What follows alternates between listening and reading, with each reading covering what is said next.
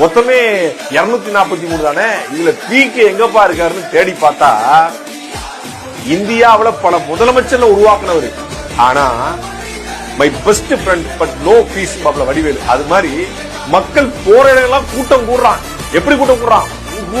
கூட்டம் PK PK PK PK PK TVK TVK PK PK TVK TVK PK அப்படிங்கிற மாதிரி கூட்டம் கூடுது.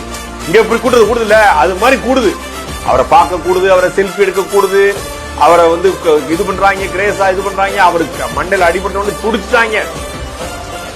சாப்பிடுங்க, நீங்க சாப்பிடுங்க, நீங்க ஏன்னா சாப்பிடாம நீங்க தயவு செய்து சாப்பிடுங்க.